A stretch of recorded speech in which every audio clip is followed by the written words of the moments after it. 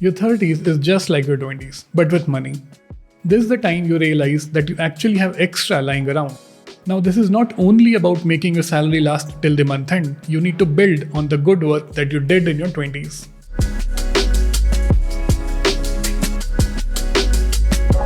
Now you are doing good in your career, you are making a lot more than you did in your 20s.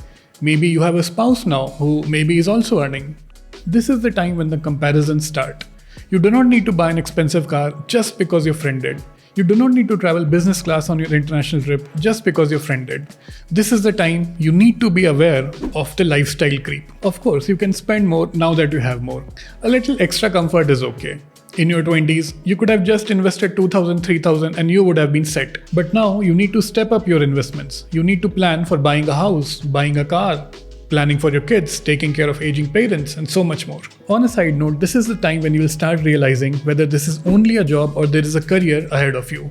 Some of you may be exploring to go for an executive MBA. Some of you may be exploring side hustles that can also make you money. Do check out Hustle Post Academy if you are exploring side hustles. Let's jump to risk mitigation now. In your 20s, you could have scraped by with a basic 3 months expenses saved up. But in your 30s, there are multiple lives depending on you.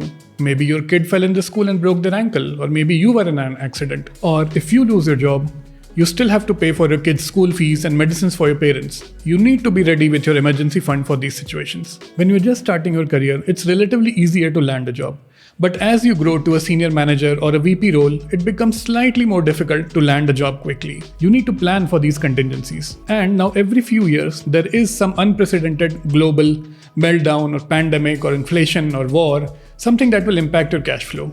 And to tackle this situation, you must save up the 6 months of your expenses. Tell me, do you have at least 3 months of expenses saved up in the comments below? Insurance. You should have ideally bought the health insurance and the term life insurance in your 20s. But if you didn't, you should ideally buy now. And that's because premium increases with age, and the later you buy, the more you will have to pay. You know how expensive the medical treatments are in India? Angioplasty is 2.5 lakh, cancer treatment starts at 4 lakh, 6 rounds of chemotherapy is 20 to 30 lakh, dialysis is 30,000 a month. And if the fund is not available, families try to arrange for it, however high may be the interest rate. So if you don't have health insurance, you are digging your financial grave. Investments. If you've been investing 20% of your income since your 20s, you would be in a remarkable position now. But now is not the time to rest on your laurels. You gotta pump up those numbers, those are rookie numbers. Now that you've invested for some years, you may be exploring new options like picking individual stocks or investing in crypto. Late 30s is the time when you should start following the 100 minus age rule. So for example, if you're 35 years old, then 35% of your portfolio should be in a debt fund and the balance 65% should be in equities. Bonus tip for your 30s. Update your nominee details in your bank account, your investment account and insurance. You do not want that your kids or spouse be denied a claim just because you forgot to fill a form. Okay, let's get to the numbers now. In our last video on financial planning for your 20s, we saw that you only need to invest 1900 or 3100 if you're starting at 21 or 26 years of age to reach 1 crore mark at 10% per annum by the time you turn 60. But if you're starting in your 30s, you need to bump up those numbers.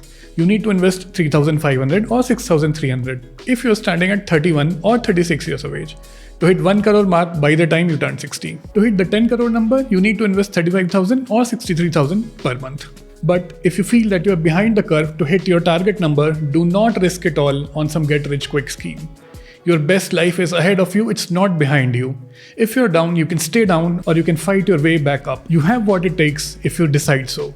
Make those hard decisions that you have to make right now. I hope you got an understanding of where you are in your financial journey. If you like this video, press the like button, click subscribe and hit the bell icon. Wrapping it up, this is Paritosh signing off.